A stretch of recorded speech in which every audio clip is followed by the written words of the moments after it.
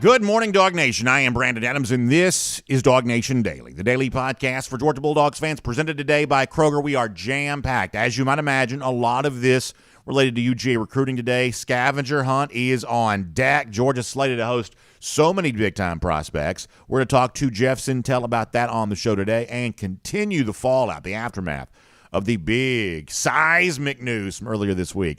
The five-star quarterback, nation's number one recruit, Dylan Raiola, announcing his pledge to the Dogs. What does that mean from a recruiting standpoint here moving forward?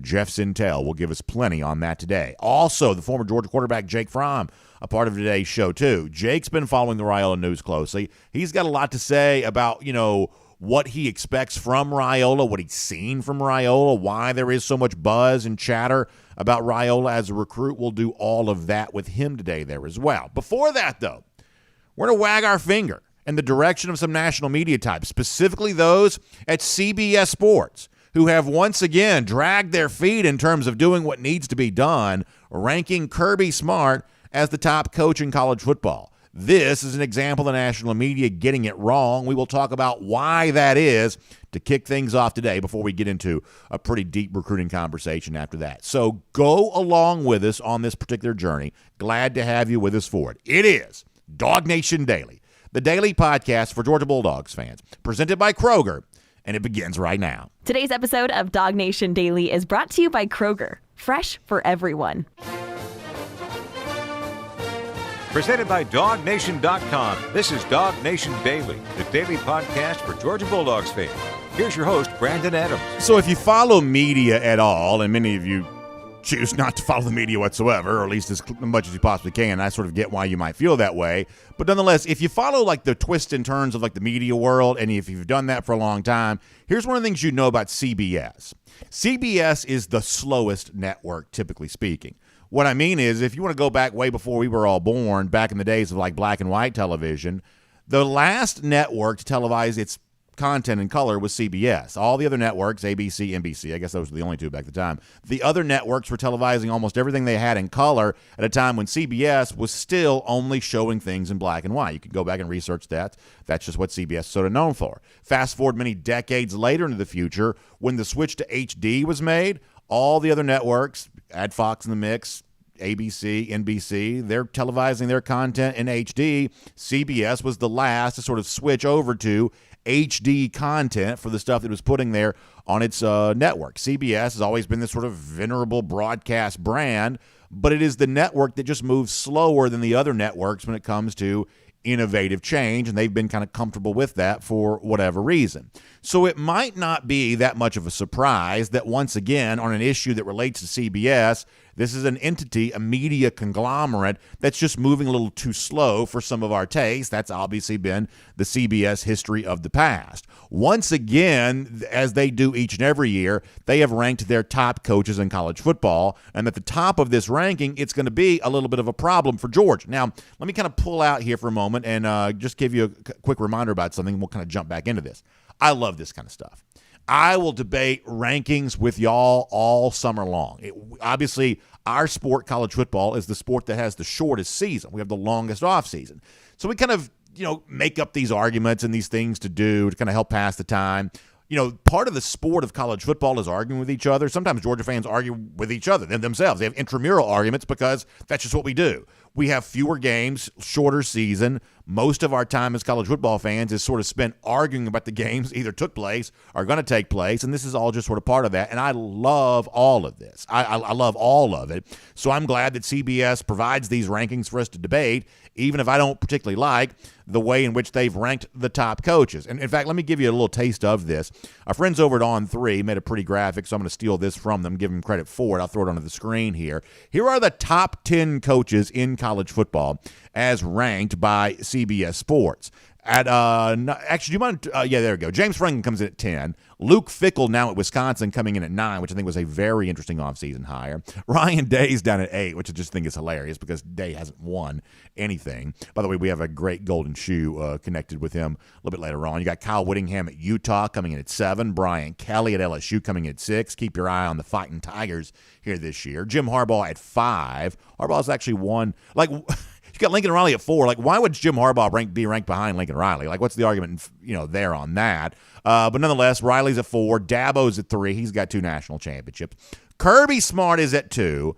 And Nick Saban is still at number 1. Now, it may not be a huge surprise to many of you to hear and understand that we believe that the order there at the top, Smart at 2, Nick Saban at number 1. We believe that is wrong. We believe that CBS gets it wrong in still ranking Nick Saban ahead of Kirby Smart. And to our credit, even though the easiest thing in the world on a Georgia-centric show to do would be to come on here year after year after year and say, Kirby Smart's the best coach in college football. Kirby Smart's the best coach in college football. But if you want to go back, and the internet's amazing these days, all of our shows are archived. If you want to look hard enough, you can find anything we've ever said. Go back to this time a year ago when we were having the same discussion. I was not arguing for Kirby Smart to be the number 1 coach in college football last year on the basis of 1 national championship. I wasn't doing it. This time a year ago, we were having the same conversation. We basically have some version of this conversation every year around this time because the CBS ranking of the top coaches in college football is just sort of one of the tentpole things that sort of comes out, around this time of year. This time a year ago, I was not saying that Kirby Smart was supposed to be the top coach in college football because on the basis of 1 championship, that alone was not enough to change things. Guess what? It ain't 1 championship anymore, bad grammar intentionally. It's 2 now.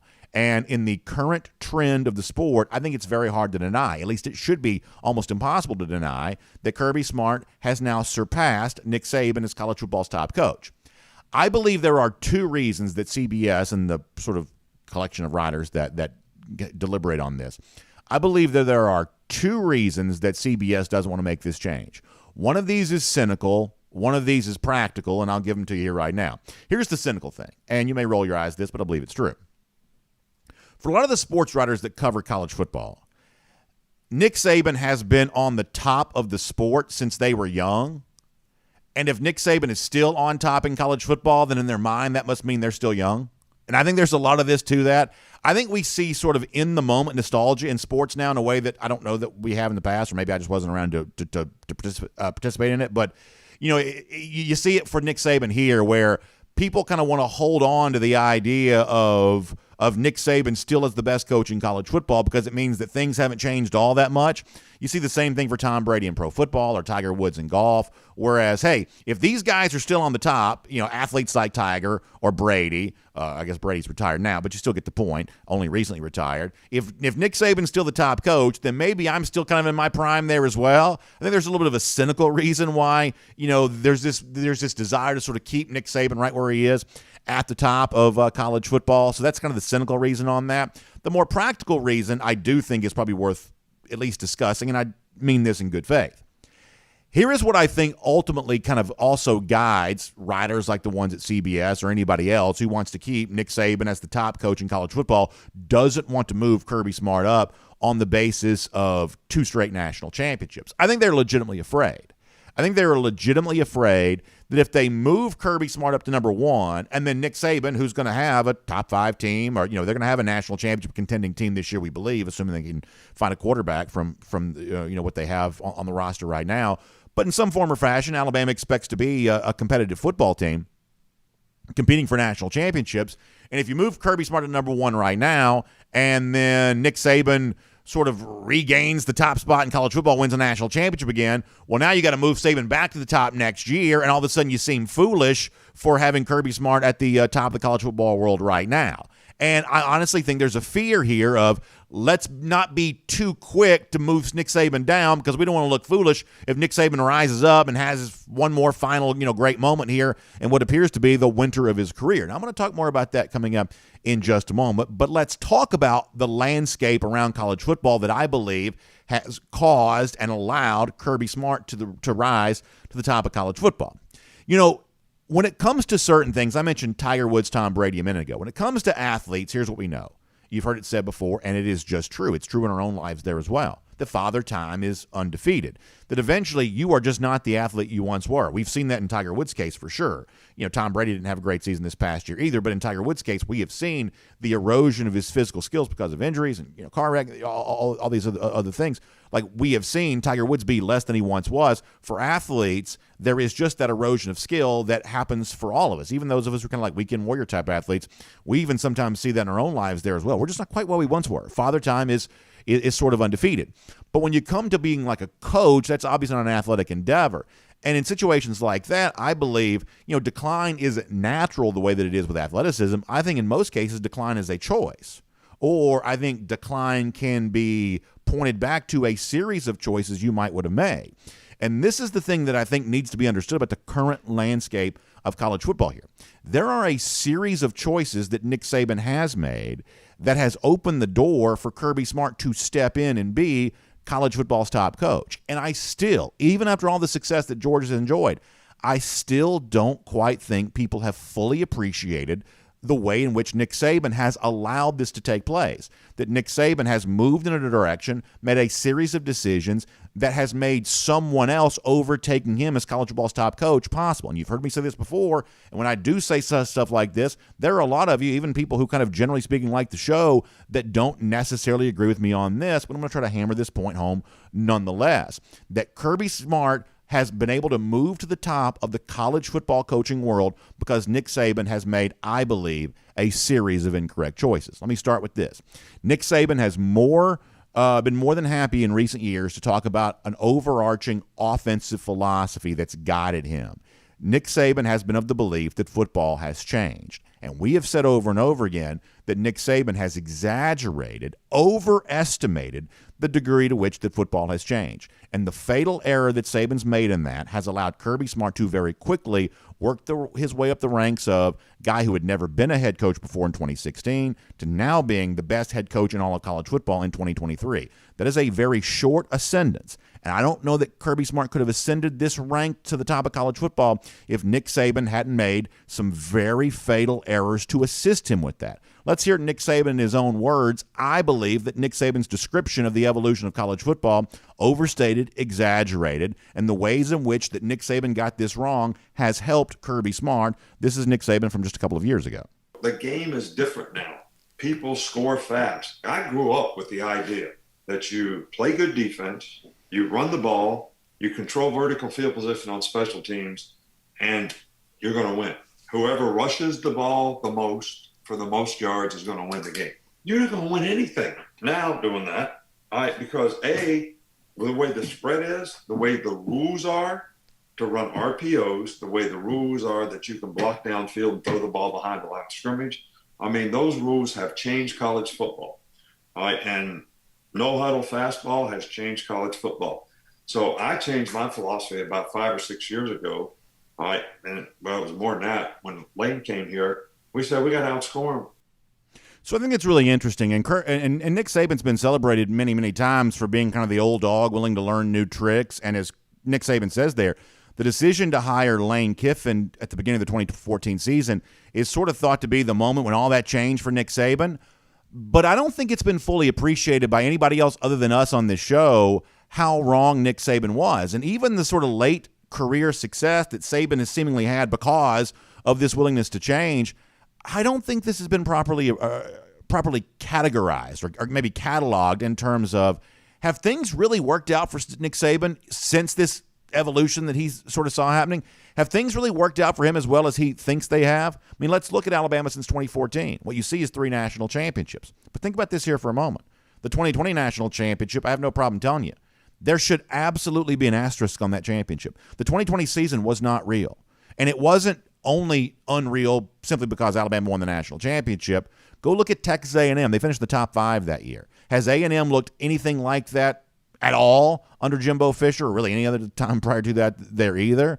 It was the kind of thing made possible in a very weird year where everything was strange. Really, nobody was playing defense. Alabama wasn't having to go to tough road environments. Teams like Texas A&M could be a top 5. Florida won the SEC East that year. Florida, was kind of a part of the national conversation that year. 5 minutes later, Dan Mullen's getting fired, but in 2020, it seemed like the Gators were on top of the college football world. 2020 just was not a real season. It was Alabama's most recent national championship, but it absolutely, I believe, deserves an asterisk because of the strangeness of that year. Then prior to that, you look at the 2017 season. No doubt, you credit Alabama for winning that national championship. But here's the thing. In 2017, Kirby Smart was in year 2. Kirby Smart was only basically a little bit more than a year's worth on the job. Prior to that, had no head coaching experience whatsoever. But in a matter of sheer moments, all of a sudden he put Georgia, boom, right in the national conversation, won the SEC, won the college football playoff, had a lead against Alabama. Obviously, the late game situation there is the stuff of nightmares for Georgia fans. But in retrospect, it's not an example of how great Alabama is. It's an example of how quickly Kirby Smart closed the gap with Georgia on Alabama. Looking back on it, what Smart said after that game of "we're not going anywhere" absolutely proved to be true. It was really a harbinger of what would be to come for Georgia, even though it counts as an Alabama national championship. Then the other championship the Tide have won in kind of the post-Lane Kiffin era is 2015. And here's the one thing that people don't seem to understand here, is the 2015 national championship was supposed to be kind of in that era in which, Nick Saban was figuring it out. Nick Saban's embracing all of this offensive stuff, and Nick Saban's giving up on defense and giving up on running the football. Nick Saban now is about this sort of new version of offensive football. But do you know what 2015 Alabama had? At a Heisman Trophy running back named Derrick Henry. People forget about this, that the championship that Alabama won with Lane Kiffin as offensive coordinator coming in 2015 came in a season in which the Auburn game in the regular season, Derrick Henry got 46 carries. In the SEC championship against Florida, Derrick Henry got 40 carries. In the national championship game that year against Clemson, Derrick Henry got 36 carries. Does that sound like a coach that's given up on the running game? No, it doesn't. And the idea that Nick Saban became great because he gave up on running game and defense, the actual resume of Nick Saban sort of tells you a different story. And in the years in which Alabama was actually at its best offensively, 2018, they also gave up 1 million points in losing the national championship game to Clemson. 2019, gave up 1 million points, lost a regular season game against LSU. 2021 with Bryce Young, could not handle Georgia's and lost the national championship game there in Indianapolis. That the actual evolution from Alabama may have cost it more than it's actually helped it. And by comparison, Georgia, and we talked about this yesterday, complementary, successful on both sides of the ball, that the door was open for Georgia to sort of step in and have great success on both sides of the ball, valuing everything, all phases of the game, playing complementary football. That was allowed to take place because Nick Saban made a series, I believe, of fatal incorrect decisions that opened the door for Georgia on that. And by comparison, listen to Kirby Smart. Let's go back to almost this time a year ago when he was on the Paul Feinbaum show, kind of talking about the fact that, hey, at a time in which everybody was talking about the offensive evolution and everybody was talking about, hey, you got to do this, you got to do that, Kirby Smart was content to step up and win a national championship in a manner in which he was told could not be done anymore. This is what Kirby Smart said about that almost exactly a year ago with Paul Feinbaum. What Georgia did last year, we really haven't seen that in this era of high-flying offenses. I know that's what you've been trying to build from day one. Do you think others will try to, by the way, it's impossible to replicate that, but how is that fitting into where we are right now in college football? I think it's who we were that year. We'll be a different team this year. We won't have 5 first-round defensive players coming back. It's not going to be the case. I don't think it's going to be replicated very often. I still think it's an era of throwing the ball. It's an era of scoring points, and we're going to have to do a better job of that, continue to do it, and we want to play defense better than everybody else. What that number looks like, I don't know. We just want to be number 1 in the country. We want to be good at it, but we want to score points, and to do that, you got to have skilled players that can make plays, and we think we're in a good position to do that. Smart's prophecy proved true. Georgia didn't have 5 first-round picks on defense last year. There was a need for further evolution of the Georgia team, and they did it. They still played defense better than anybody else, but they also played offense about as well as anybody else, too, and way better than Alabama did last year there as well. That's the reason why Kirby Smart's the top coach in college football. He was content to be genuine and authentic to himself in 2021. It resulted in a national championship. And he was also nimble enough to evolve a little bit prior to the 2022 season. And all of a sudden now you see some daylight. You see some distance seemingly between the Georgia program and the Alabama program, and it results because of decisions that Kirby Smart has made. And I would say to the negative because of some decisions that Alabama has made, or Nick Saban has made for Alabama there in his own right. But quick final point on this, and I realize I've kind of gone along on the topic, but let me go back and sort of acknowledge the fear that exists on the part of some media types when it comes to, moving Nick Saban down for the fear that you might seem foolish later on. This is where Georgia fans have to acknowledge here for a moment that if you want to go back to 2018, at that point in time it was Dabo Swinney who was holding on to 2 national championships. There were plenty of people who would have said, hey, maybe Dabo is now the top coach in college football. And a couple of years removed from that doesn't seem quite so true anymore because it seems like there's been program erosion there for Clemson. They don't seem quite as much of a shoe-in and a rubber stamp for the college football playoff as maybe they once did.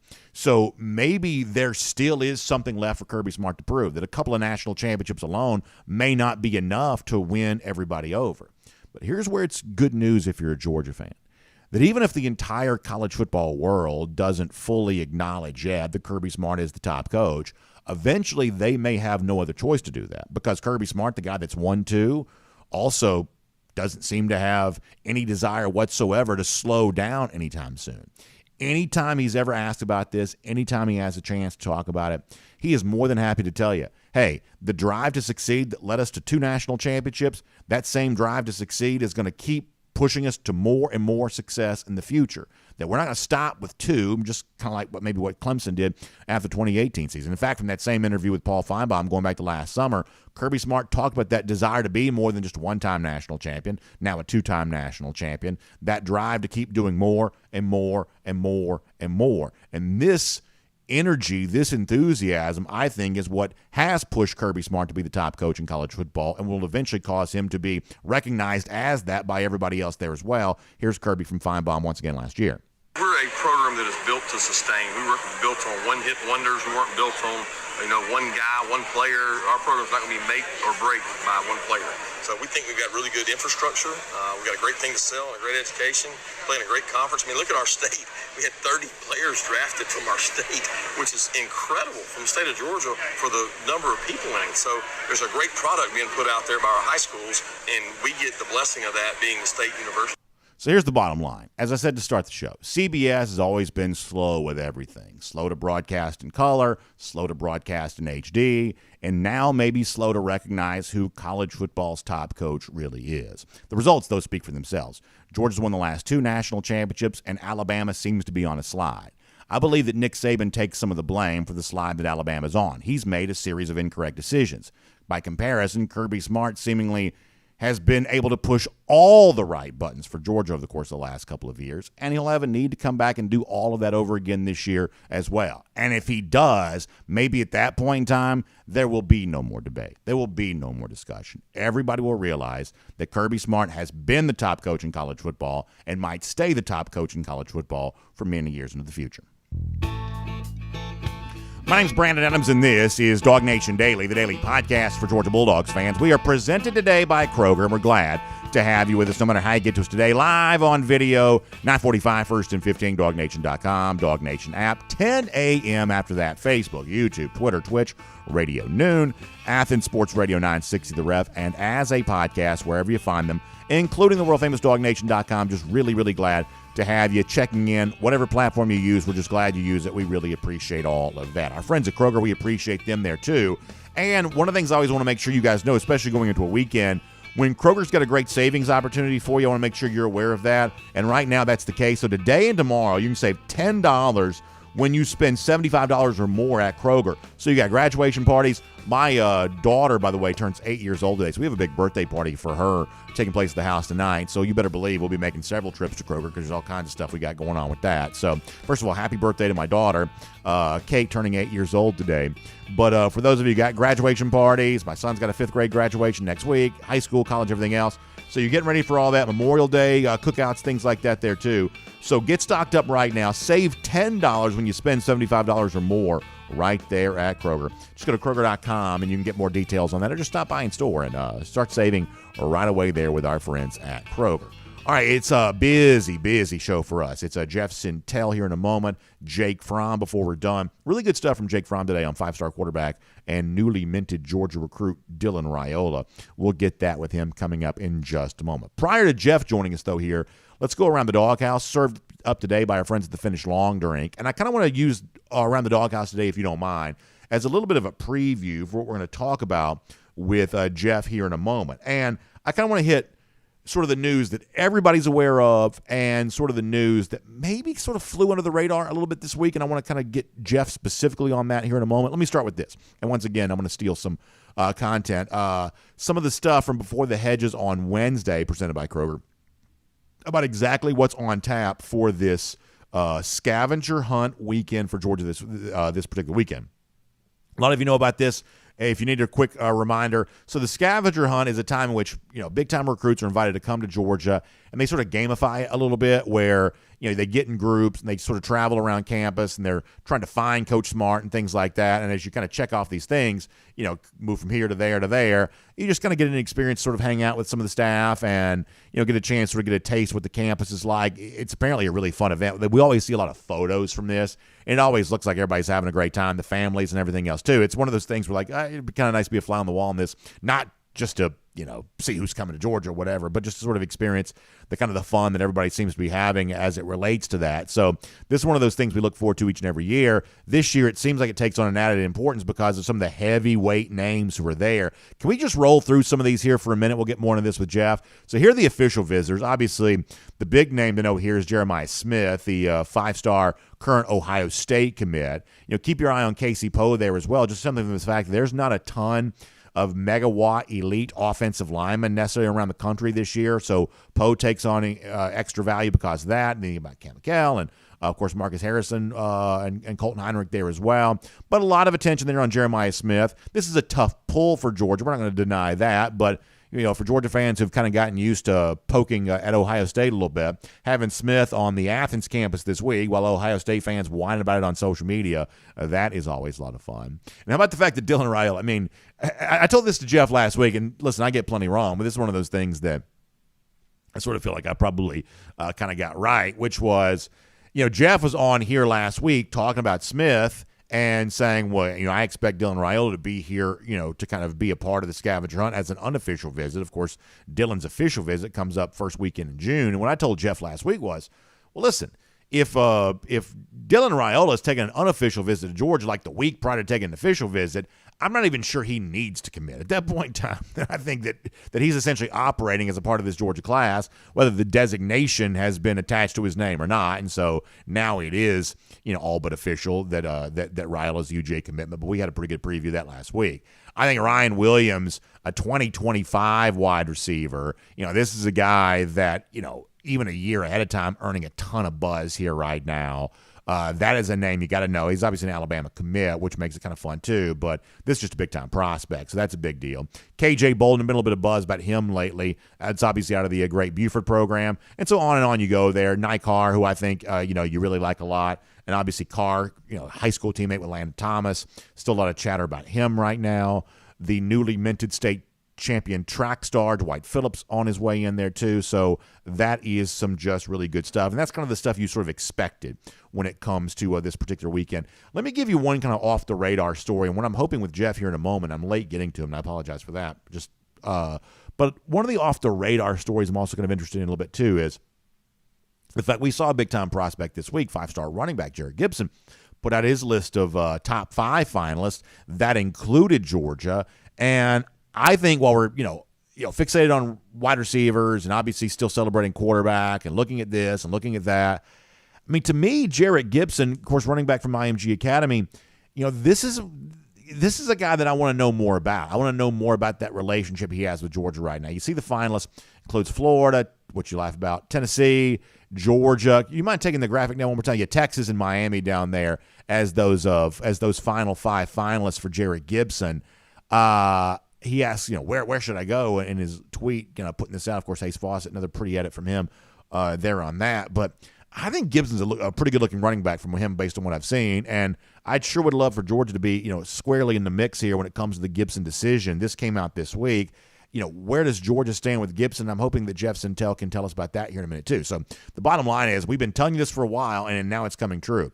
We've been saying that the summertime was going to be wild. There was going to be so much recruiting news. We're going to be trying to scarf it all up. This weekend, the Scavenger Hunt, obviously an example of that. And Jeff Sentell here to tell us more about that coming up in a moment. For now, though, let me remind you that Around the Dawghouse is served up by our friends at the Finish Long Drink here today. And, of course, if you have not tried the long drink yet, speaking of summer, this is the time to do it because it's a ready-to-drink cocktail. And those of you that like mixed drinks, we're out at the pool or the golf course, somewhere like that, on the beach, whatever you're doing here this time of year, no better mixed drink option for you than a ready-to-drink cocktail right there out of the can, like our friends at the Finish Long Drink. The Long Drink Cranberry, I promise you, everybody in my neighborhood loves that. Long Drink Strong, that's 8.5% alcohol by volume. I know y'all like that. Long Drink Zero, no carbs, no sugar.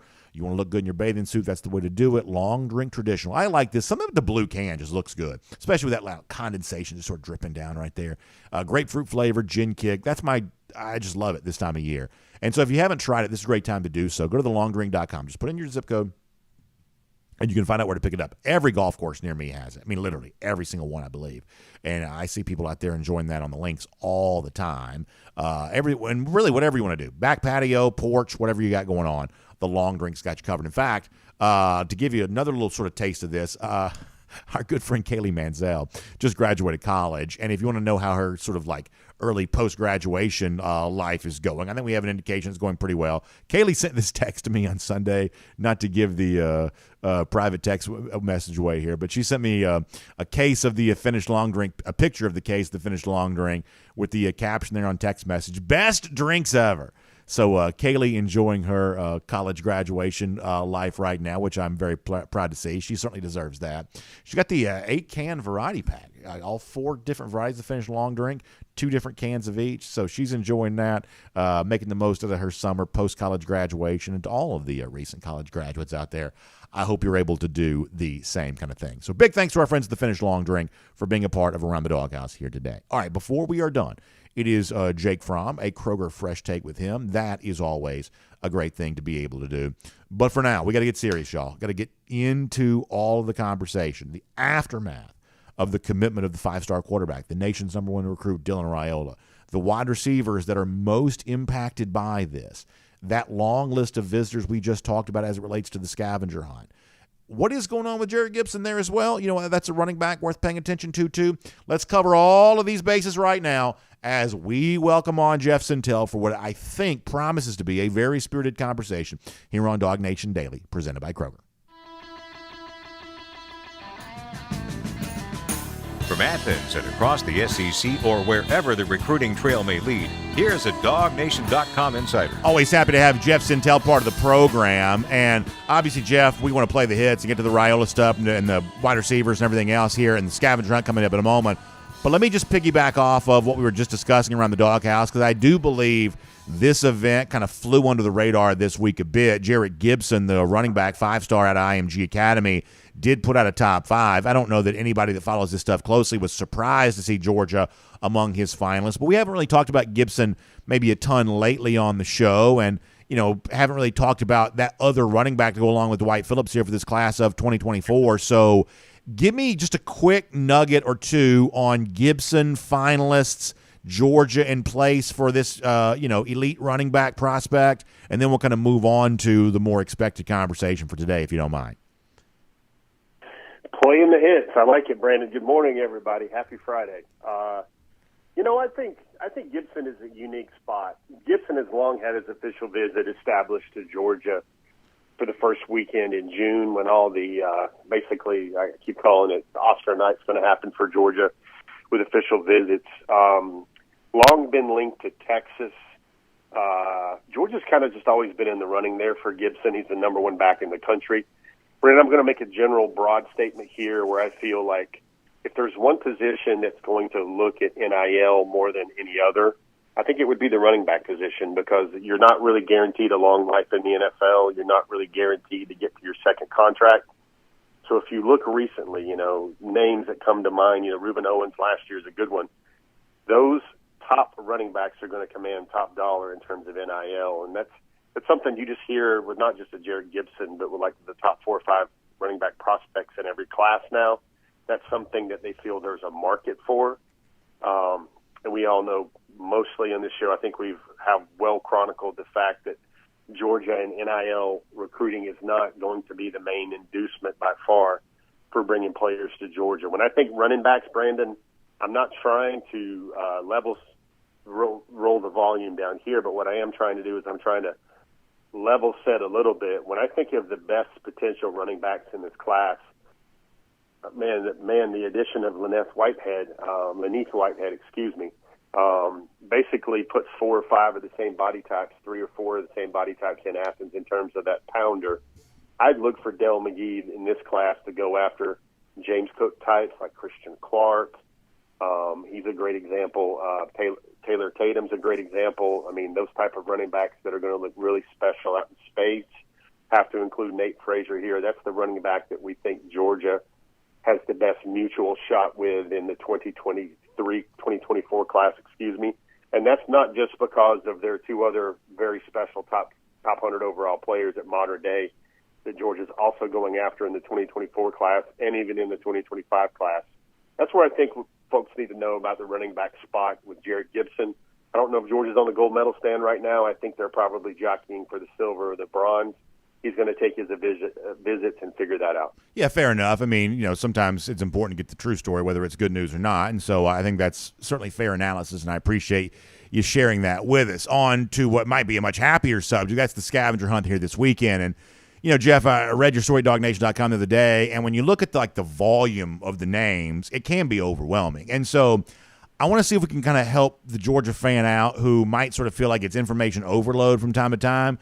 I mean, Jeff, when you think about elite 2025 wide receiver, when you think about Jeremiah Smith official visit, when you think about just like I said, just the sheer volume of all of this, it can be a little bit difficult to process here. So let's try to streamline this. Give me a small handful of sentences for that Georgia fan who's kind of in and out. He's got, kids graduating, or he's got youth league baseball, or he's, trying to, work. People got a lot going on this time of year. Give that guy or gal a quick sort of thumbnail of exactly what's at stake for Georgia here this weekend. Okay, guys and gals, what I would say to start off, and I feel comfortable saying this, in the time that Kirby Smart has been at Georgia, if I had to put together a list story, and everybody loves to read those list stories, and I had to think about the 15 biggest recruiting weekends that Georgia has ever hosted, I'd feel comfortable saying that this weekend, as well as the first weekend in June and the second weekend in June, are likely going to be in the top 15 of those weekends ever. That's how mammoth I think this will be. Brandon, I've been covering scavenger hunts since Nolan Smith was scavenger hunting in Athens, and everybody thought that was the cool, shiny new toy on the block to do a scavenger hunt. They trick recruits into thinking it's a campus tour when really it's a chance to take selfies and to compete with their position coach against other positions, and kind of seems like that hallway race in Days of Thunder between 2 drivers where they're basically knocking wheelchairs with each other outside on the way to the parking lot or whatever. I'm going to say that the Dylan Raiola decision puts a lot of things in play.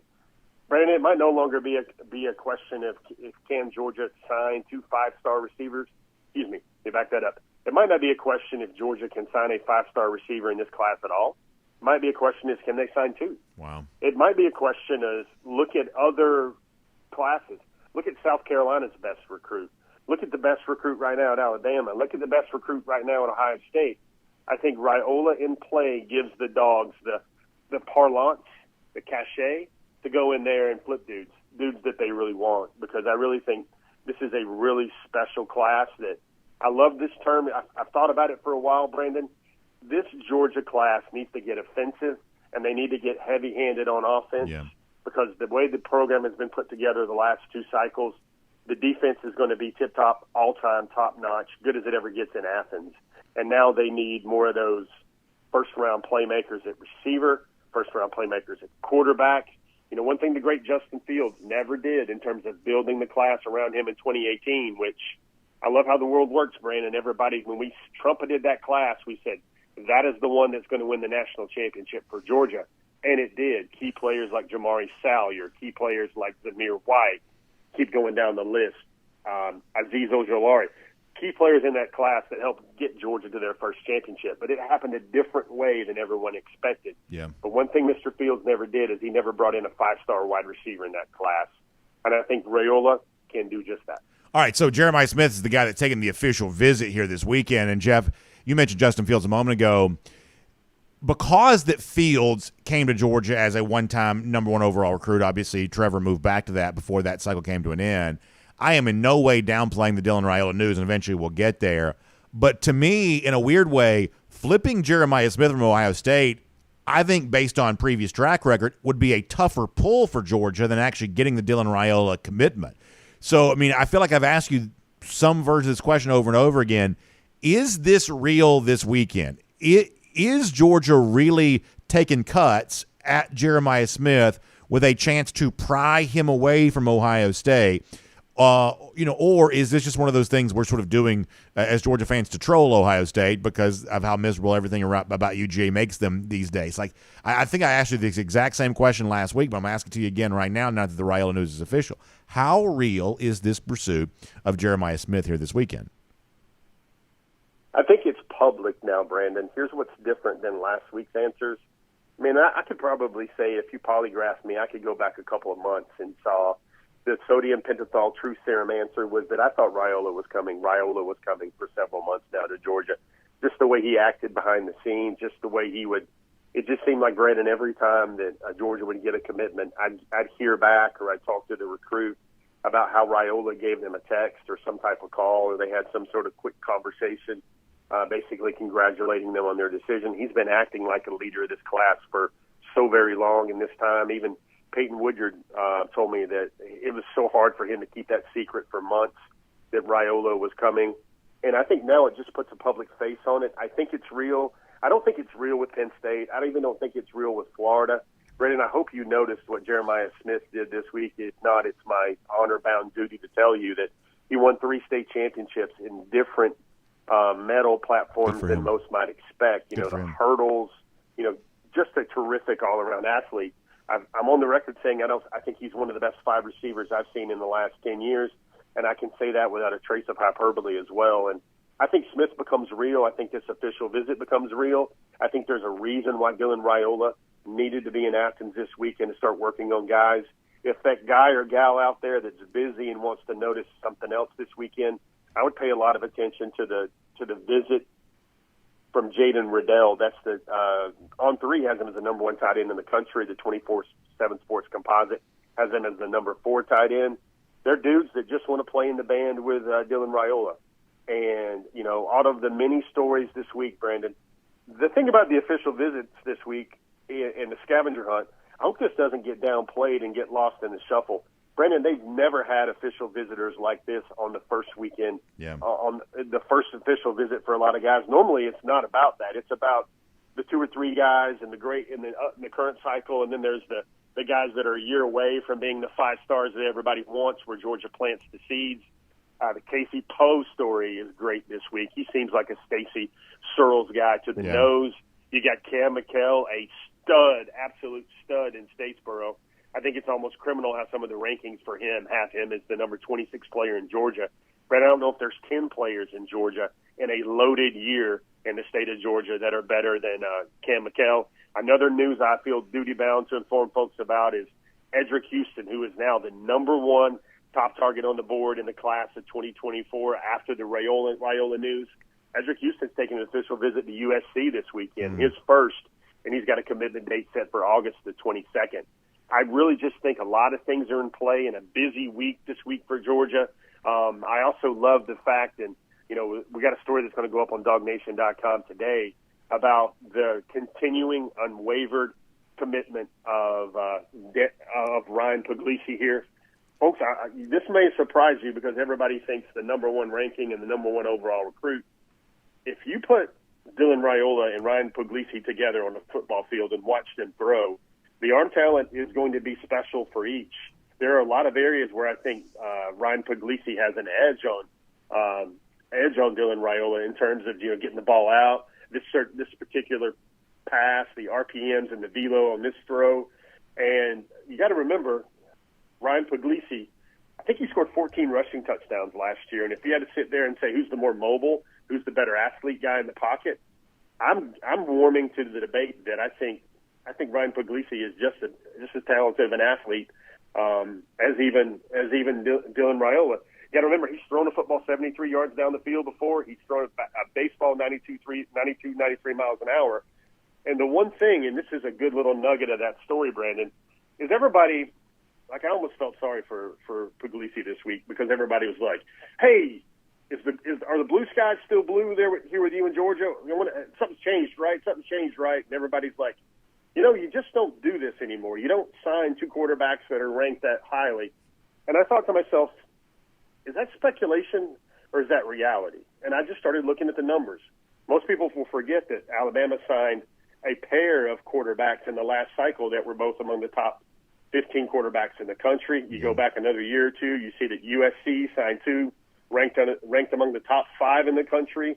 You see that Texas did that same thing also about 2 or 3 years ago. So while it seems definitely setting yourself up for a prescription to go visit the transfer portal, it's been done a lot recently, and it's not like Georgia is doing something uncommon over the past 3 or 4 classes in terms of stacking up those marquee quarterbacks. All right, let me ask you a couple of short questions about the scavenger hunt, and you can give me short answers on this. First of all, if KJ Bolden is in Athens this weekend, and if Edric Houston, his high school teammate there at Buford's way out west at USC, should I read into that Georgia's in a better position for Bolden right now than it is for Houston? I don't think so. I think one thing, Houston's going to take a lot of trips, and good luck with USC because I know Edric Houston to be a very serious, very solid, very, very kind of old-fashioned type recruit. And that's going to be their first ever visit, and it might be their only visit before he makes his decision. Whereas with KJ Bolden, Brandon, I don't know if he's been to Athens more times over the last 2 years than a lot of season ticket holders. This might be visit number 12, 13, or 14 now for KJ Bolden to check out Athens. Georgia continues to recruit him so hard. I'm actually on assignment right now and talking to a major Georgia 5-star commitment, and KJ Bolden has been the full court press for forever in this class. Everybody is warm to the fact that Georgia's going to try and sign 3 of the top 5 safeties in the country by everybody's rankings. KJ Bolden, very special talent. Georgia continues to be right in the thick of that thing there, and it can only help Georgia to put KJ Bolden around an official visit weekend scenario with Raiola in town as well. Speaking of high school teammates, I believe you've reported that Nye Carr, the wide receiver commit for Georgia, is going to be on hand this weekend for the scavenger hunt there as well. I can't help but think down in Moultrie, Georgia, about Landon Thomas, one of the few Georgia players of note that's sort of gotten away here recently, Florida State commit. A lot of Georgia fans are not ready to wave the white flag of surrender on the Landon Thomas recruitment. Anything new you can give us on that? Well, I mean, I tell you what, Todd Hartley, if he wants to add a new level of amazing to his resume, that would be it. Feels to me, Brandon, like Landon Thomas is his heart and his mind, and he's kind of always wanted to be at FSU, and he feels great about FSU. FSU's having a pretty great whale of a recruiting class there themselves. I think the focus probably needs to shift more upon. There's a Colton Heinrich in town this weekend, Brandon. Yeah. That's a 3-star tight end out of Fort Lauderdale. He's in town this weekend, and also Jaden Riddell is also in town this weekend. And Brandon, I'm really glad. One of the things I feel like it's probably duty-bound to share with folks again as well, just to remind them, not just the Puglisi stuff, but I think a lot of people forget that if they need to watch Nye Carr really closely, he looks like, a more athletic type Kieris Jackson type. He looks like the type of player, and folks are sleeping on this a little bit.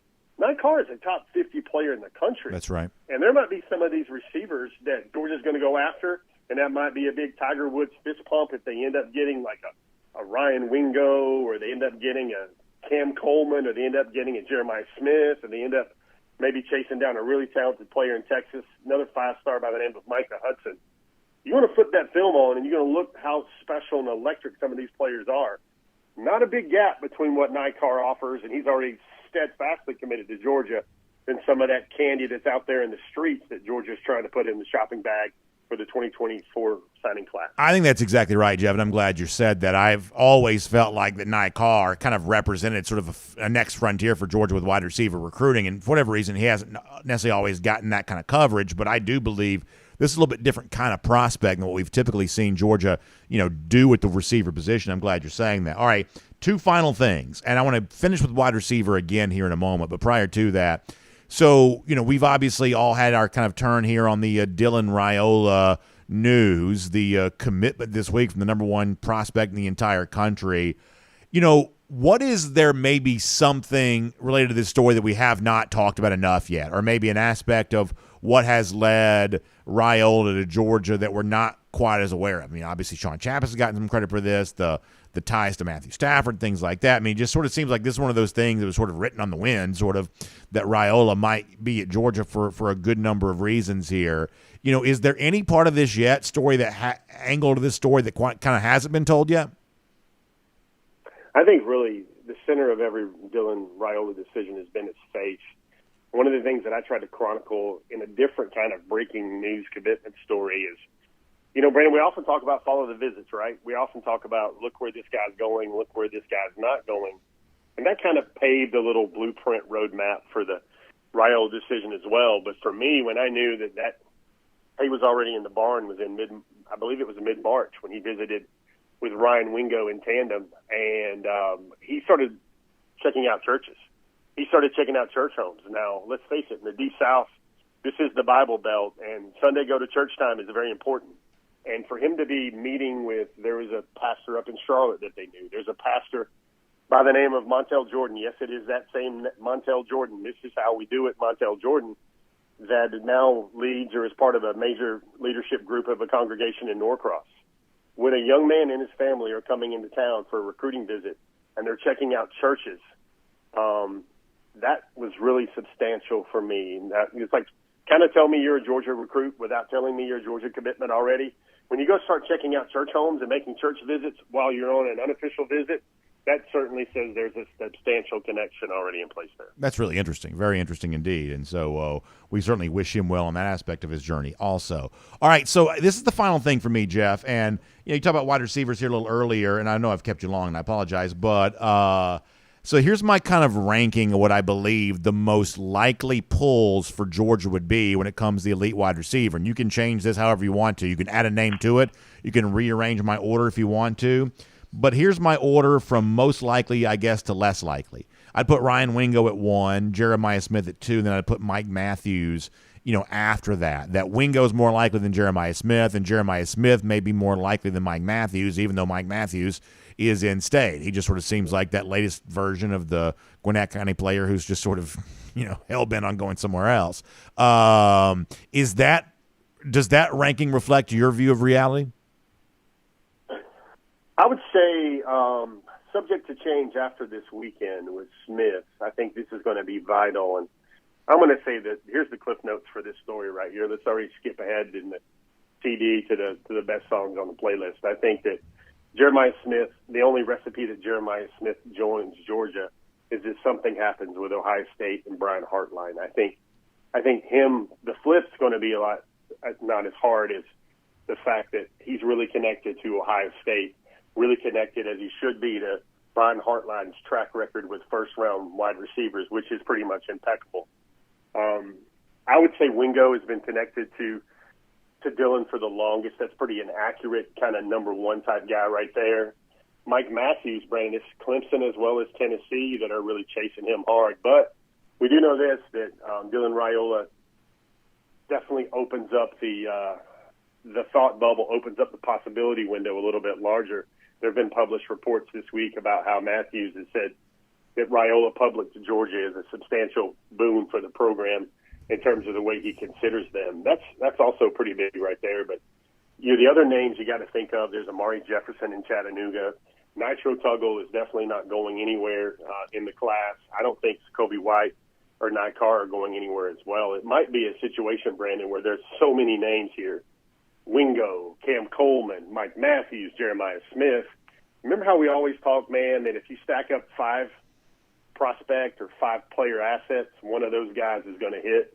Yeah. I think one of those guys is going to hit, and maybe two of those guys are going to hit, because the longest thing that I can say freely now and honestly about the Raiola decision is people are going to know, and people have probably already known for the past 3 months, let me put the proper timestamp on this, is they know what Georgia is now. They know how they've been winning. They know they have been developed in the NFL. They saw what they signed in 2022 and 2023. And everybody, these boys all talk, Brandon. There's group texts that have been in place for months and almost years. Those guys know where everybody's going, and they don't want to have to deal with the beast that Georgia's about to become in December and in January for those big ball games. They're almost already right there with Georgia now, and they're like, why not just jump on the back of this train right now and really do something special? When you said something earlier this week, I know in your classic DawgNation Daily wise guy slick comment that 2021 and 2022 might be viewed as the lean years. Brendan, I don't think that you were being over the top and whimsical about that. I think there's a strong portion of truth to that. Boy, that's a fun thing to think about, Jeff. Great conversation. Also sounds like you've got some great stuff from your road trip there coming soon to DawgNation.com. Can't wait to read about that. And, of course, we'll look forward to the chance to chat with you again very soon there as well. Thanks so much for your time. Happy weekend, everybody. Hey, if you see somebody scavenger hunting in Athens, just say go Dogs. There you go.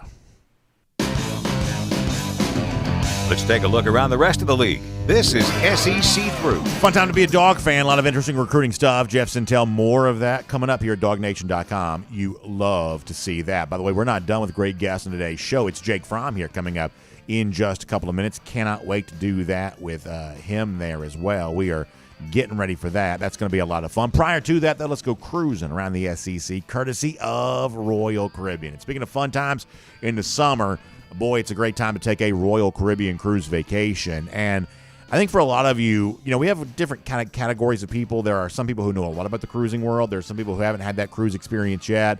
And if you haven't had your first Royal Caribbean cruise yet, here's the thing you need to know, is you got a choice of itineraries about which kind of Royal Caribbean cruise you want. Maybe you're trying to decide, is this right for me right now? Well, a short Royal Caribbean cruise, like a 3-night cruise, one that goes over the weekend. And maybe you drive down to Port Canaveral just past Orlando. You get on there. You get on the ship on Friday. You're back on Monday. You're going to work that day if you want to. It's just kind of a weekend getaway. Our DawgNation cruise that we took back in April was a 4-night cruise. We got on the ship on Monday. The ship was back home again by Friday. Once again, kind of a smaller time commitment for those who maybe don't have a lot of time to devote to things. But if you've heard me talk about all the different things you can do on board a Royal Caribbean cruise ship, you've heard me talk about the large Oasis-class ships that have the multitude of neighborhoods like the Central Park area and the Boardwalk area and the Royal Promenade area and, all the great entertainment district with all the fun stuff going on there. And you're like, I want everything that Royal Caribbean has to offer from an entertainment and enjoyment standpoint. Well, you're ready for one of those 7-night sailings on an Oasis-class ship. Whichever itinerary sort of feels right for you, it's a great time to explore that, whether it's here during summer for the availability that still remains or thinking to fall 2023, of course. Our good friend Jessica Slater, Royal Caribbean, I always think is interesting. And I have a lot of good friends at Royal Caribbean, folks who've been great to me, and I love telling their story each and every day here. And the one thing that they've always been really clear with me about is that they want folks to use a great travel agent to book a great Royal Caribbean cruise. And Royal Caribbean has sort of told us about Jessica Slater. Come to find out, I know Jessica's husband, Ben, for a long time. It's kind of weird, sort of a weird small coincidence. But Jessica was someone we've kind of gotten to know through Royal Caribbean. She was suggested to us, recommended to us by the cruise line. And we've had a great time getting to know her. And she's booked a lot of personal travel for me and my family. And she can help you out with your situation there as well. So give her a call, 770-718-9147. That's 770-718-9147. She can get you set up on a great Royal Caribbean cruise vacation here today. All right, so off the top of the show, we talked a good bit about Kirby Smart, Nick Saban, the fact that CBS still ranks Nick Saban as its top coach in college football. Kirby Smart at 2. Let's look for a moment here at some of the other SEC coaches in the top 25 on the CBS list. And some of this stuff I think is really interesting. For instance, Jimbo Fisher comes in number 20 on the list. Now, what's interesting about Fisher's placement is two things. First of all, this is a dramatic fall from where Fisher was over the course of the last couple of years. Kind of prior to the ascendance of Kirby Smart, Jimbo Fisher was sort of in that rare category of active coaches who had a national championship.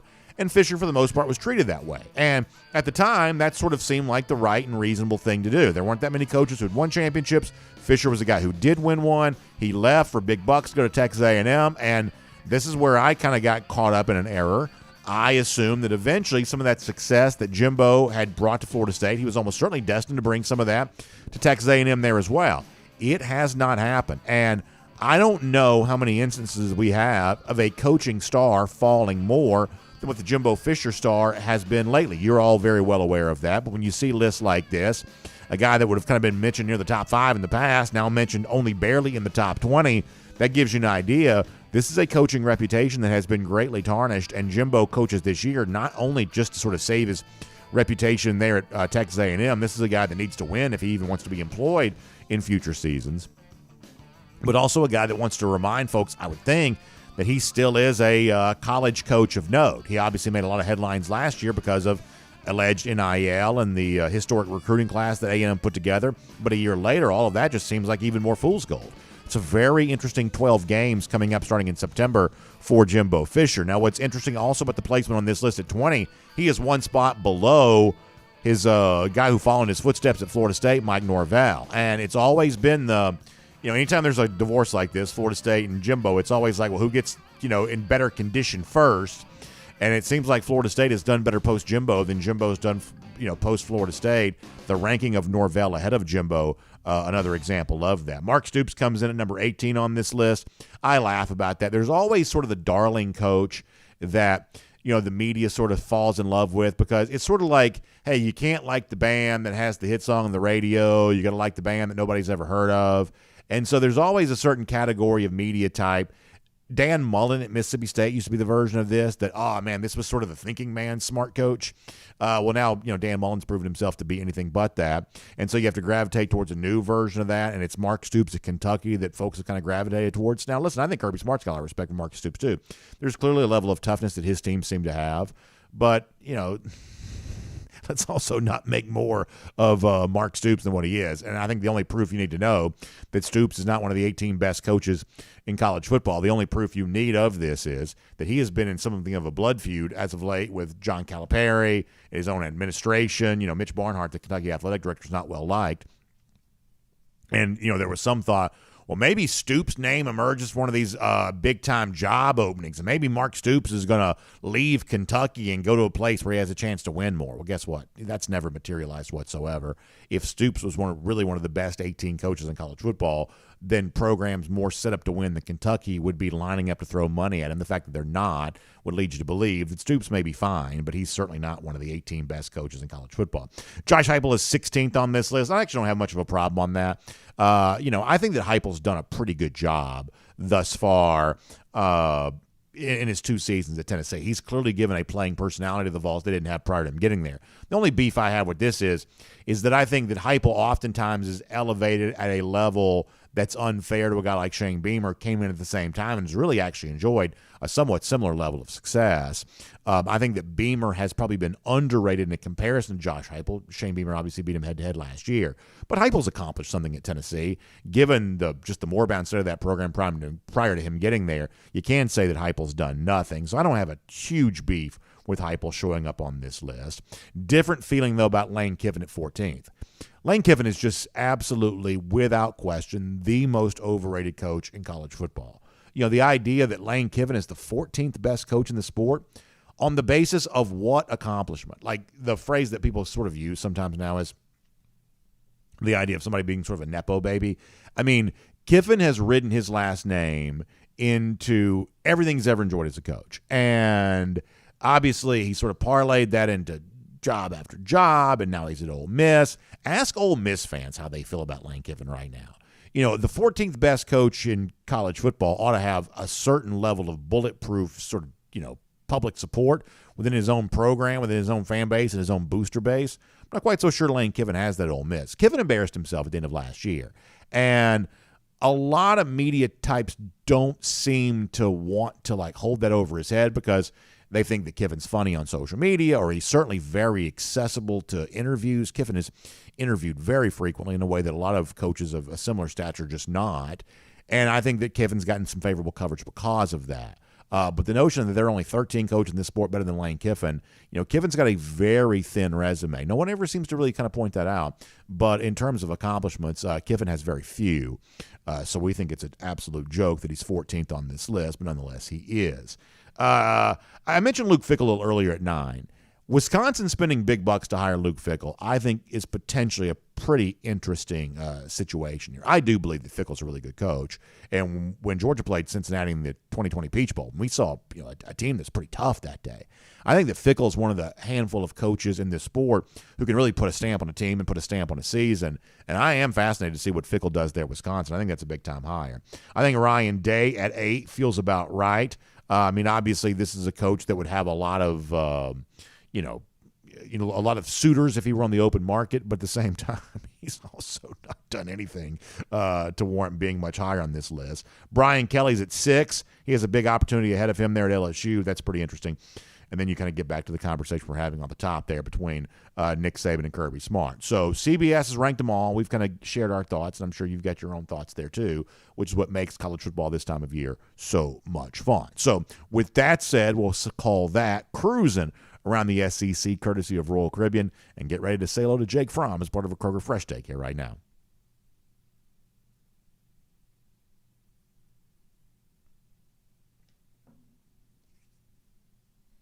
Former Georgia quarterback Jake Fromm, always fun to have him on the program. And Jake, I know you've been busy over the last few days. I'm not quite so sure how aware you are of the fact that Georgia fans have been I guess, pretty much in a frenzy here over another quarterback on its way to the Georgia program. Pretty deep quarterback room here right now, and soon to be a 5-star quarterback, nation's #1 recruit, Dylan Raiola, out of the state of Arizona. I guess how much have you had time to pay attention to this, and how much have you learned about Dylan Raiola over the course of the last couple of days?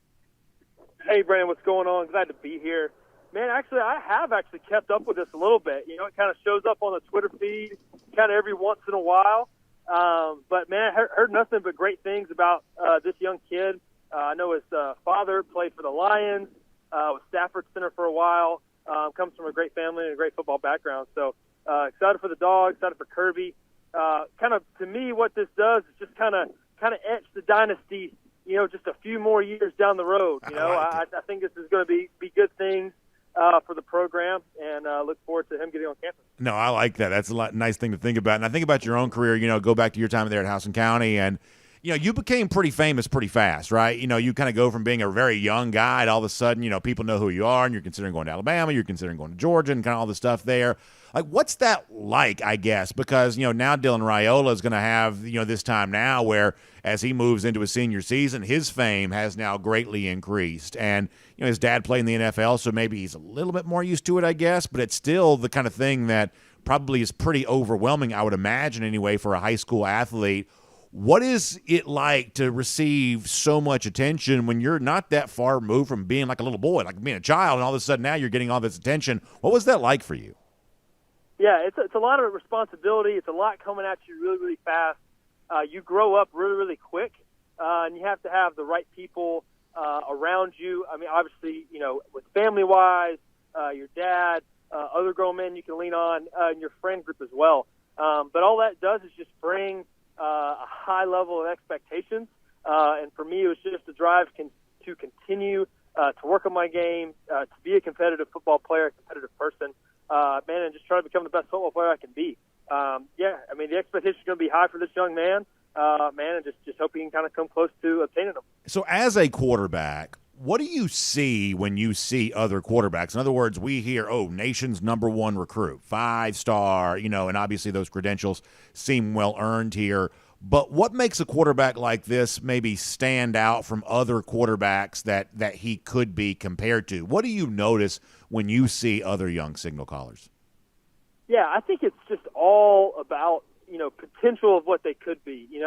They come to camps, you see this raw talent, you see the athleticism, you see the arm strength, you see very good glimpses of ball placement and accuracy. So, man, just a potential, man, of what they could be. Coaches love being that guy who can take such a prodigy and turn him into an incredible football player, and they love that. They eat that up. So, that's just going to be part of the process of this young man, and it's going to be kind of fun to watch. I think we talked about this a little bit last week, but in kind of a similar vein here, when you were at Georgia, Justin Fields came behind you. That was also a guy at one point in time that had been the nation's number one recruit. Trevor Lawrence ultimately finished that way, but Fields is like right there in that conversation. And yet, in a competition, you won that competition. You held on to the Georgia starting quarterback job, to your credit. There are other quarterbacks on the Georgia roster who are also going to want to compete with Dylan Raiola here. And I think you and I both would say, hey, Gunnar Stockton looks like a pretty good quarterback prospect. Brock Vandagriff does some things well. He looks like a pretty good quarterback prospect. These are guys that in a future conversation or future competition, I should say, they're going to want to win that competition themselves. What would your message be to them now that they see a guy like Raiola getting attention that maybe at one point in time they used to get? The proper mindset moving into a competition that's going to take place in future years. Yeah, that is just part of playing for the best, if not one of the best teams in the country. You just know that they're going to recruit, they're going to constantly reload and bring in new players, new competition, and that is just part of the deal. It's just part of what you sign up for. Man, if you want to be the best, you got to compete, and you got to go against and play with the best guys in the country. That's what Kirby continues to do, bring incredible football players in, and it's going to be a competition, each and every year. So, when those guys come in, all the stars, all the rankings, all that good, fun stuff everybody loves to talk about goes right out the window.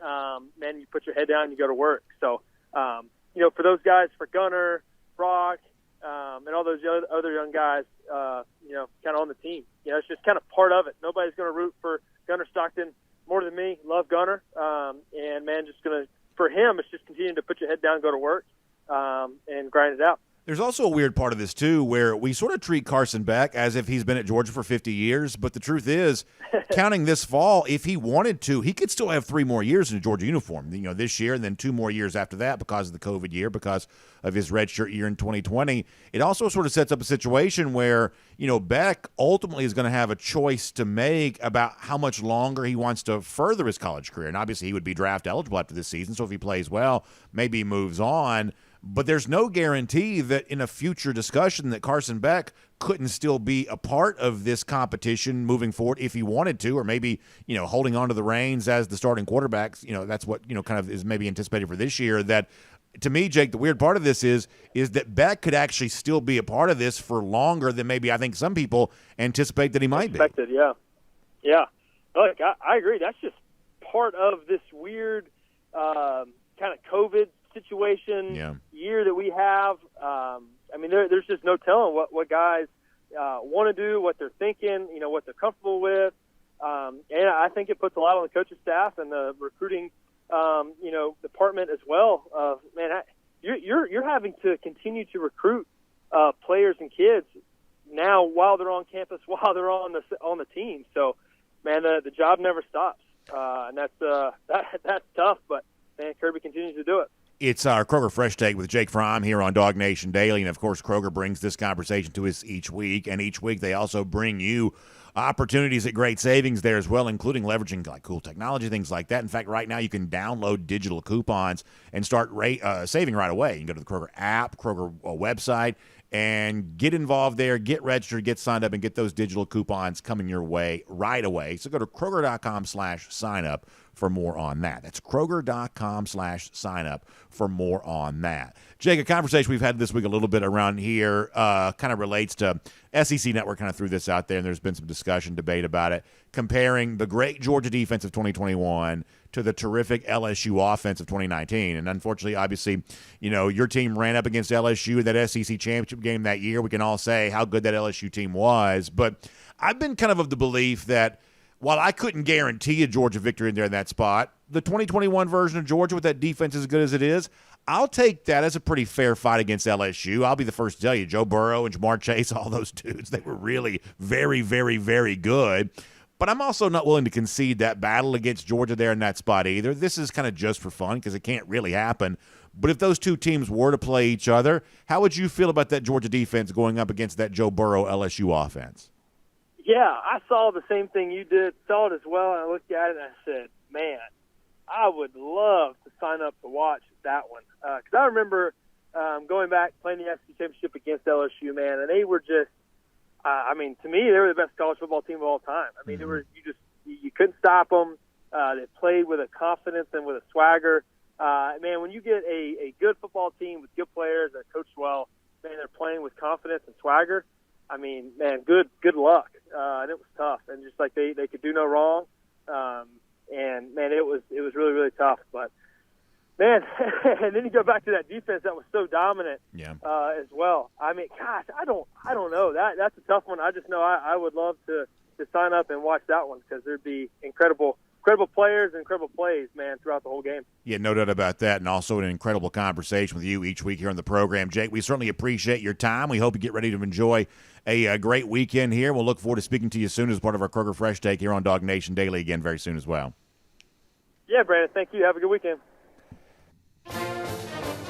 I love having Jake Fromm on the show. You know, just a great dog, former player, obviously, but also just kind of a fan of the sport, you know, kind of getting into the comparison there between the LSU team, which, listen, we will never say a bad word about 2019 LSU. We can talk good about 2021 Georgia without disparaging 2019 LSU. That bunch was good. They were good. So it's kind of a fun debate, something we kind of did yesterday, and Jake Fromm participating in that with us here today there as well. Also, 2 really good golden shoes today there, too. I want to give a shout-out here. So Lex Kelsey sent this to me last week. She says, it's 5 a.m. in Hawaii, and Chance Dog 19, great UGA fans, got Dog Nation blasting while he's in the shower. She says, you can take him out of the mainland, but you can't change him. So, Lex, that was such a great thing to hear. And then Chance Dog weighs in to say, yeah, DawgNation Daily, it is true. So, them in Hawaii having a really good time, listening to DawgNation Daily while they're there. I cannot tell you guys how much I appreciate that. Wanted to give you a golden shoe for it. Thank you so much for that. And then they're finally going all around there. And now our Gator Hater countdown, lousy stinking Gators, 162 days from right now. Dogs back in Jacksonville, beating up on the Florida Gators again. We will see you back here tomorrow, or I should say Monday, DawgNation Daily, presented by Kroger. We will look forward to talking to you then.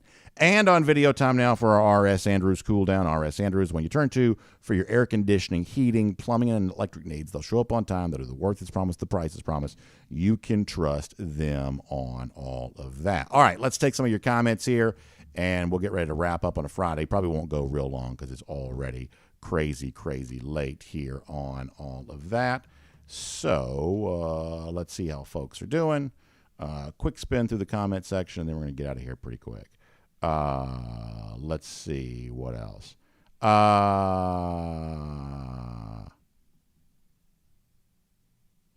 Let's go and join the Philly Dogs up there, UGA North, no doubt about that. Spencer Clark on the idea of Stetson Bennett spending 6 years in Athens. And I guess technically it's only 5, right? Because he was here in 2019, 2020, 2021. But the 1 year is gone, right? So, yeah, quite a career indeed.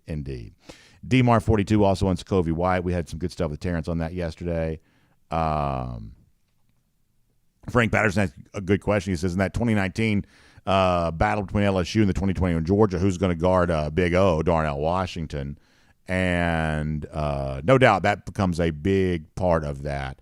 Big challenge. That Georgia obviously can do something. I mean, the old saying in boxing about the idea that styles make fights. No doubt a little bit different style from Georgia, and obviously Georgia would try to assert itself in that game. And if you could ever really play it, that's clearly what Georgia would do. Go back and watch the 2019 Georgia against the 2019 LSU. You know, Georgia, interestingly, that day came out swinging, right? They're throwing deep from the very beginning of the game.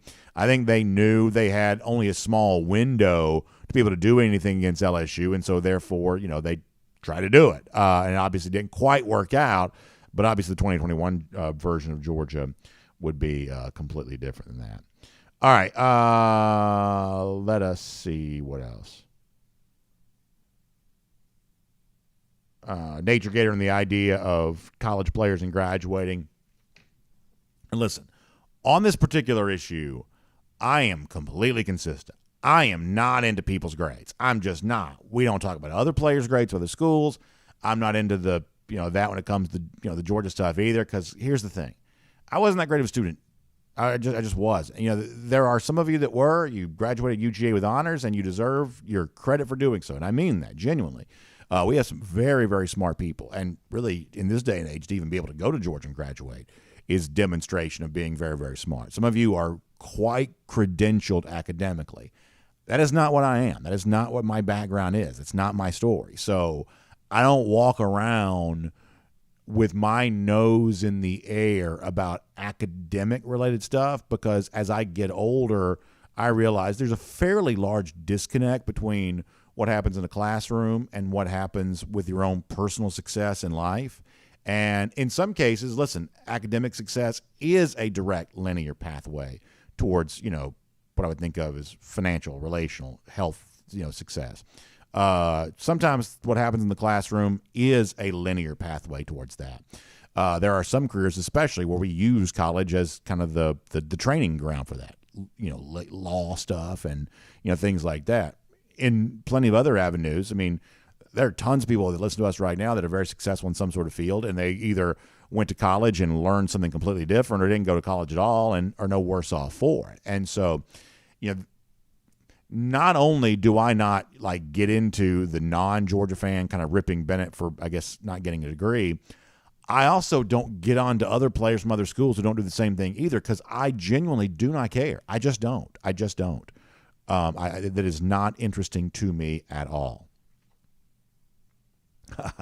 B. Pethel says I was a legend at Gainesville College. Well, there you go. That may be about right. That's that's about the extent of my academic success, I guess. Johnny Surfdog says my dad and uncle both graduated from UGA, made me a Dog fan. I bleed red and black, but I didn't go there. Yeah, I mean, that's kind of my story too. I mean, I think I was the first person in my family to graduate from college anywhere. I think it was on either side of the family. And listen, my family, great lives, very successful in their own world, doing different kind of things, but not college types. And I did go to college, did graduate, but we were just not. That's just not what we were. And I never thought anything about being any less of a Georgia fan. Now, listen, there were times when obviously I kind of wanted to go to Georgia, but when I was a senior in high school and I was like, hey, man, I want to go to Georgia. I remember this conversation so vividly. I went to tell my high school counselor, hey, you know what? I made up my mind. I want to go to Georgia. And she looked at me and said, well, you should have started 2 years ago, or whatever it was that she said. But basically it's like, I was kind of a late bloomer on certain things like that.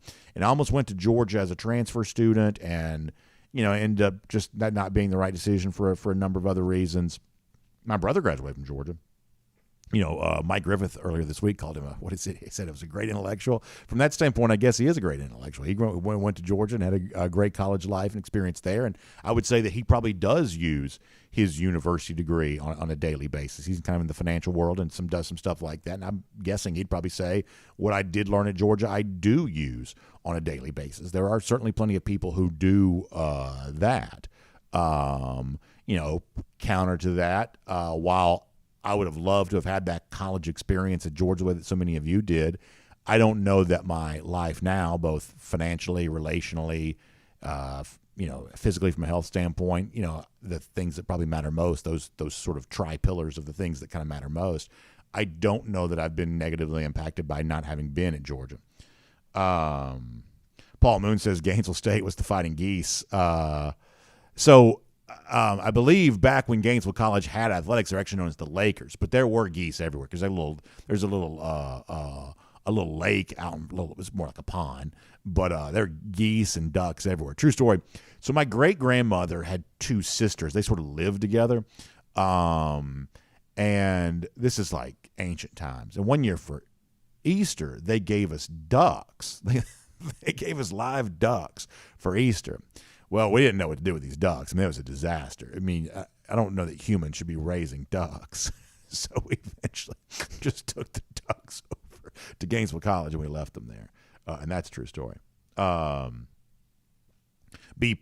says the Oakwood U is the other name for it. Yeah, definitely. Back then, there was definitely a lot of folks sort of thought of that as Oakwood U for sure.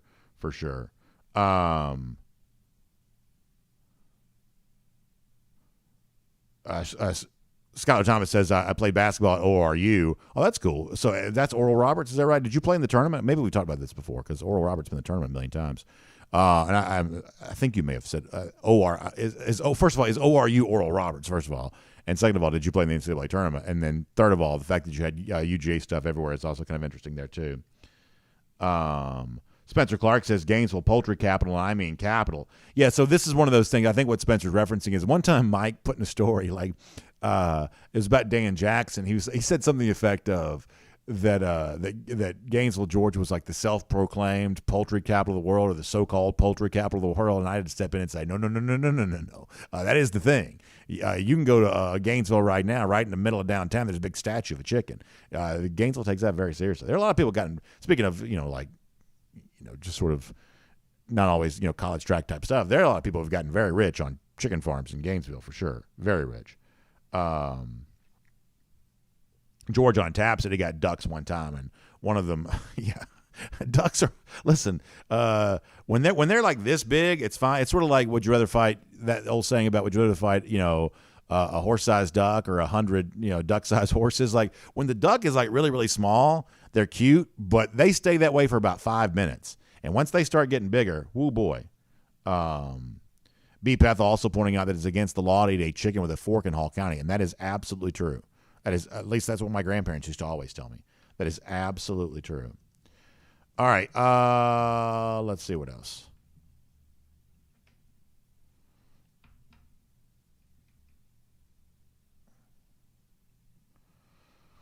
All right, let us see what else on Facebook for a moment.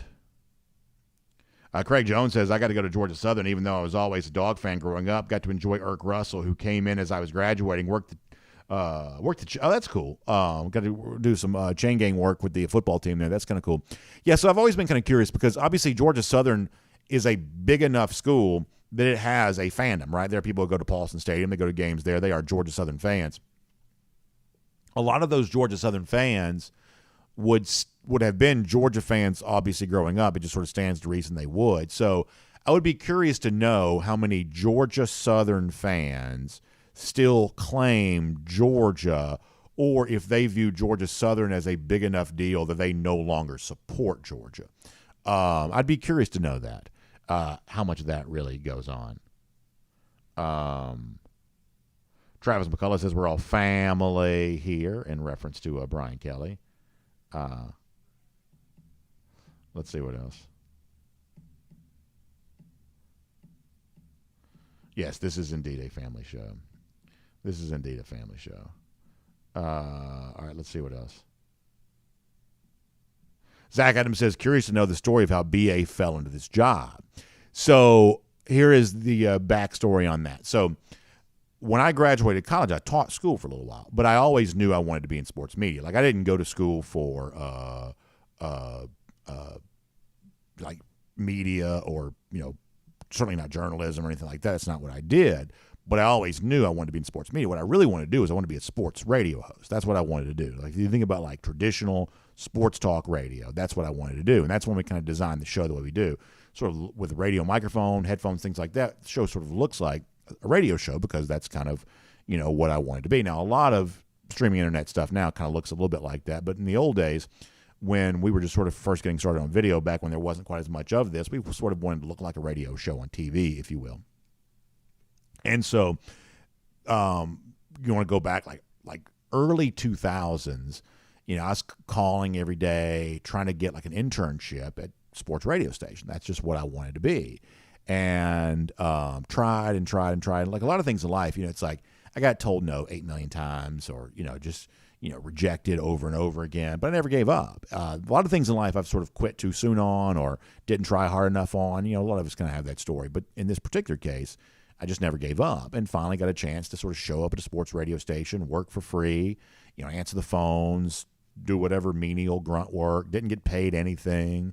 Back then, if you were willing to sort of show up and keep your mouth shut, you could be somewhere for free. You can't really do that as much right now. And, people make a big deal about, work for free this, work for free that. If not for me working for free, I wouldn't be where I am now. And I'm very thankful that I had the opportunity to be able to do that. That's my own personal story. And so from there, you're kind of an unpaid intern and you're literally just doing nothing. And sometimes you're kind of wondering, well, am I wasting my life? Like, why am I here? but I just kept on showing up. I'm a big believer that sometimes you just sort of show up and you sort of see what happens. And eventually, you kind of get a chance to talk on the radio a little bit, and that sort of turns into a weekend thing, and that sort of turns into something a little bit more. And then you kind of bounce around a little bit after there. And then one day it just so happens that there's a website called DawgNation getting started, and they'd heard me on the radio, and they reached out to me to say, hey, would you come in here and talk about doing this and have one or two conversations, and you sort of fall into kind of the right place at the right time. But, prior to this, I'd done every sort of like fill-in work in media you could possibly do.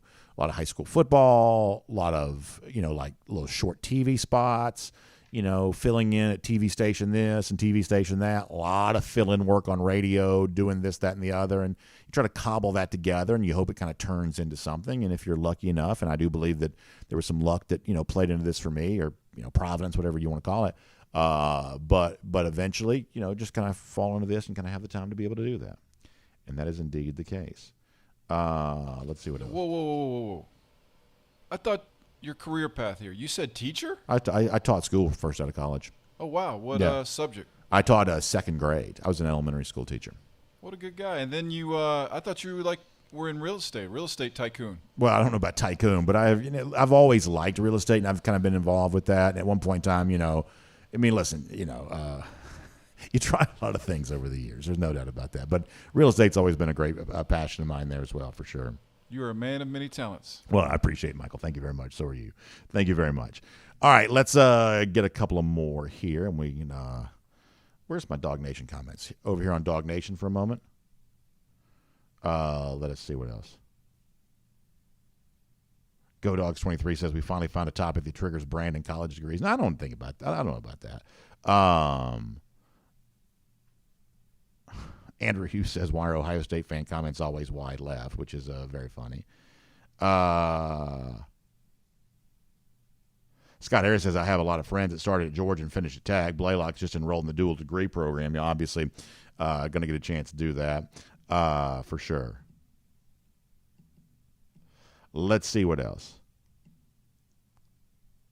DT really excited about Dwight Phillips. Yeah, Jeff was talking about that before, about kind of getting a little bit different kind of look to the Georgia running back room. Yeah, I think that Dwight Phillips is certainly an example of that. Let us see what else. Mitt Layton check in to say Georgia's defense 10, LSU's defense is 7, LSU's offense is a 10, Georgia's offense is 8.5. Special teams favor Georgia. He says for me that calculates as a win. So he's kind of doing a tail of the tape there between the 2019 LSU and the 2021 Georgia, and I think that's a pretty good way of looking at that. I appreciate that.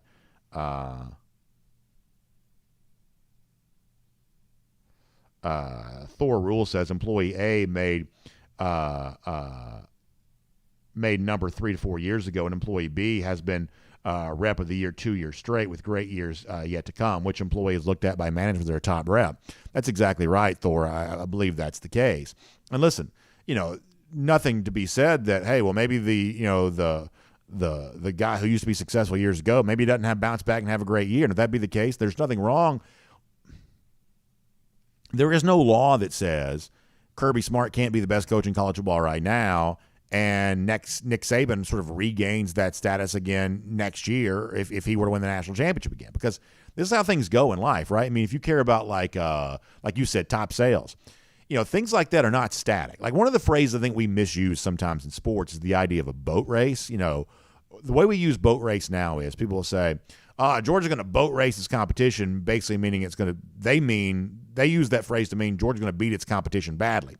But the way the idea of a boat race got started is the theory that if you ever watch like the America's Cup or something like that, that whoever the fastest boat is at the beginning of the race is going to be the fastest boat throughout the race, that there are no comebacks in a boat race.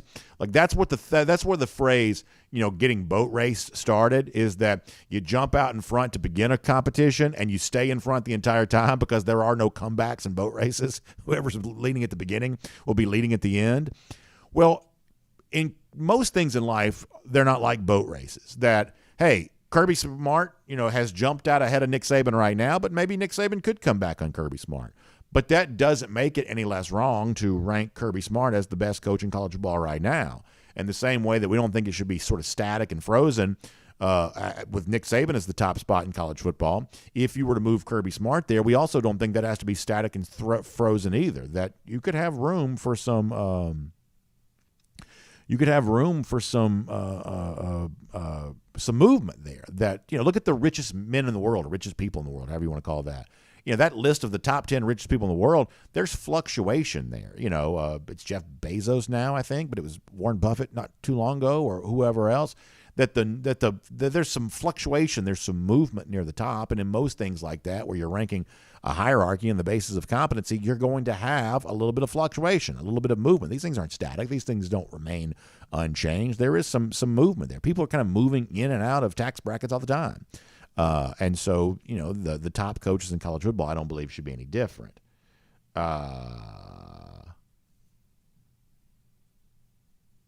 Ken Holcomb says, one of my other career, I was also a captain of a cruise ship at one point in time. I hear it was the Love Boat. A lot of many talents. I appreciate that. Thank you. Yeah, I don't know that I could captain a cruise ship, because when you watch the way in which they kind of like get those things in and out of port, I don't quite know I'm a good enough driver on that. I might could be a cruise director. I might have a better chance of being a cruise director than I would be, a guy that has sort of the game show host vibe. I might do a better job of that than the actual cruise ship captain. Those cruise ship captains, that's a serious job. Scott Harris says, is there a chance we have a surprise starter at running back 1 this year? I guess there's probably a chance on that. But on a list of potential, like, sort of bold predictions, we may actually get to some of this in a couple of weeks. I think my bold prediction is actually still fairly bullish on Kendall Milton, I believe. So I'm excited about Branson Robinson, very excited about him, and I like a lot of these younger running backs that Georgia has. I think that Kendall Milton may be ready to be heard from, for sure. DT says a cruise ship captain by BA would have some wrestling on it. Like, the one job thing I have not done that I would love to do, and maybe one of these days I may go to like one of these indie territories and try to do this. I want to be a heel manager. I want to be like a Jim Cornette or a Paul Heyman. I want to be one of these guys, because like in my normal life, I'm a pretty nice guy, I think. I want to go do like the heel manager thing. I'd love to do that. Get a chance to do that at some point in time. That'd be great. All right, final comments here. We'll get ready to go for today.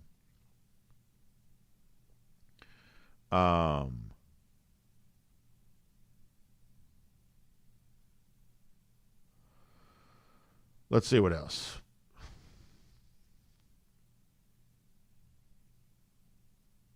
Foster Moss says I'm a jack of all trades, maybe master of none, though. It's the old phrase about jack of all trades, master of none. That may be my case. G. Grace Bama Boy still looking back on the Bryce Young era fondly, so glad he's got good memories of that. Sorry it didn't result in a national championship, but glad you've got good memories of that. Crow-King 123, this is a very interesting question. He says, who has more receiving yards this year, Ladd McConkey or Dominic Lovett? Obviously, Lovett had more last year, and I am very high on Dominic Lovett, but I believe I might take Ladd McConkey on this answer. I believe I might. Maybe playing on the outside a little bit more. I think that Lovett stepping into a situation at Georgia where the ball's going to be shared maybe a little bit more. I think that Dominic Lovett may be a better player and a better team than he's ever been at any point in time in his life, but I think his overall numbers may, like if you're doing like, individual fantasy or something like that on a Dominic Lovett, you might take the under on his season-long receiving yards, and yet he might have a better chance to make a greater contribution to a good team than he'd ever have anywhere else. But it may have a little bit of an impact on his overall stat line. Whereas I think Ladd McConkey, who was, 700-something yards receiving a year ago, I could see him getting more than that here this year. So I am very high on Dominic Lovett. So knowing that, my answer might surprise you, but I believe I might take McConkey over Lovett there. Jeremy Harbin says, I believe Beck throws it all over the field and has a record year. Boy, that'd be fun to see. Jonathan Aaron says, looks like I may be laid up and rocking with you for a while. I broke my ankle yesterday at work. I'm a mailman and can't work for a while. Well, Jonathan, I am so sorry to hear that. I actually, know how devastating that must be to not be able to go to work right now, but we'll keep you company while you're convalescing. I guess with the ankle, you can't drive. Is that what it is? So I feel for you on that, and we hope that you get to feeling better again very soon. But thanks for being here with us each and every day. Appreciate that for sure. G. Grace Bama Boy says, we let Bryce down. He says he had y'all beat with a freshman for 3 quarters. Well, there you go. Andrew Hughes says, I think we will set a new record for first-round NFL draft picks. The question is, will it happen before or after Raiola goes to the draft? Boy, Andrew, that's fun to think about. UJ4 Life Brunetti, appreciate your kind words. Thanks so much. Curtis Jackson says that Terrence Edwards' record might be at stake this year. Yeah, I do think that Brock Bowers, I really do expect him to go into that 1,000-yard club. I really do. Frank Patterson says we would have beaten 2019 LSU if Dominic Blaylock hadn't gotten hurt. He says that in his G. Grace Bamba voice. There you go. All right, y'all, we got to get ready to go. Thanks for being here. Y'all have a great weekend. We'll do a lot more comments again next week. Enjoy your weekend. Make the most of it. Daughter turning 8 today. Got a big birthday party this weekend. Son's got a 5th grade graduation coming next week. It's just sort of that time of year where there's a lot of family stuff going on. So hopefully you're soaking it all up and getting ready to get the summer started in earnest here in a couple of days. And we appreciate you letting DawgNation Daily be a part of it with you. By the way, check out the AJC online, ajc.com. You can read about all the things happening around the Atlanta area here this weekend. Always a big weekend preview on tap there at ajc.com. That is always a great thing to see. The brand new World Cup logo for when it's going to be here in Atlanta in 2026, that's been unveiled now. And weird story involving Marcelo Zuna that you got to read to believe there at ajc.com too. So a lot to cover there on all of that. ajc.com for more on that. Now, as all this summer stuff is happening around us, that also means the weather's getting warmer too. It wasn't super warm yesterday, but it's going to be hot and stay hot for quite some time. So find R.S. Andrews online to help you get your air conditioning unit tuned up to factory fresh specs. They will do the work that's promised, the price is promised. You can trust them on that, and they can get that unit back to factory fresh specs. Somebody's told you made it a new one, but R.S. Andrews can explain to you how you can get some great use still out of the old one, breathing new life into it, getting it tuned up today, and it may only cost you $99. So find them online at rsandrews.com for a lot more on that. Y'all have a great day. We'll see you back here Monday. DawgNation Daily presented by Kroger. We will look forward to talking to you then.